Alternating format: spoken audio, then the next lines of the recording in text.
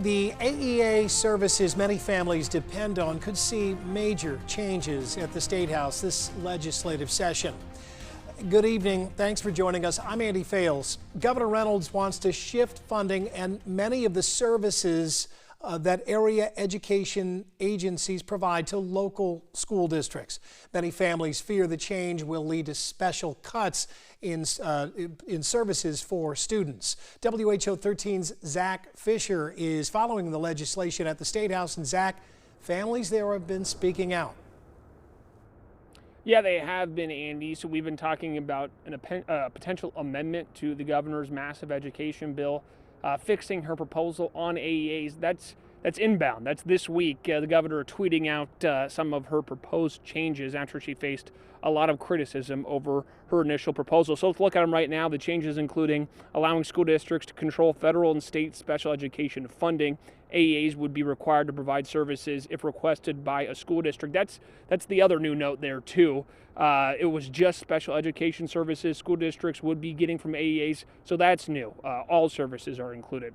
Education service funds would remain a portion of property taxes, generating $35 million for school districts. $33 million in funding for media services would be removed from property taxes. Now, we're going to have plenty of coverage on this proposed amendment and the changes. There's a subcommittee taking place in the House this week, Wednesday at noon, so more on those specific changes. But today I talked with the West Des Moines family, Holly and her son, Kieran. He was diagnosed with a rare genetic disorder very early on in life. He's a second grader currently. So his issues are intellectual disabilities. He's got to have a wheelchair, a feeding tube. He's also nonverbal, so he uses an eye gaze communication device at school. Now, Holly describes her boy to me as somebody who's very joy-filled, a social little man. He loves football, music, people. He loves all of his passions. Now, she describes to me all the hands-on training that's needed for her boy and how many people help him on a day-to-day basis. So they teach them things like transferring him from, the wheelchair to take care of his bathroom, things, and helping him achieve, however many steps in his gait trainer that day, learning his communication device and how to prompt him to use it.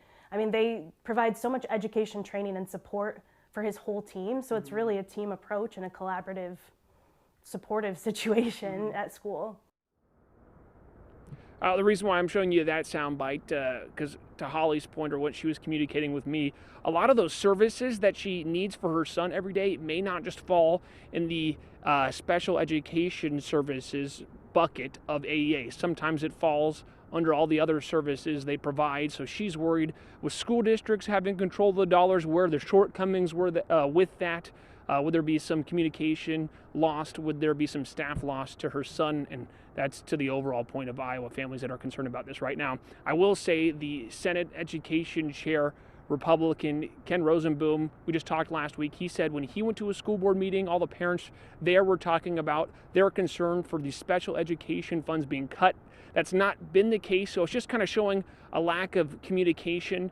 So we'll see if that happens more this week from the State House, lawmakers talking to their constituents and letting them know what this bill actually does. Andy. Yeah, certainly has sparked a great deal of concern across this state. Thank you, Zach.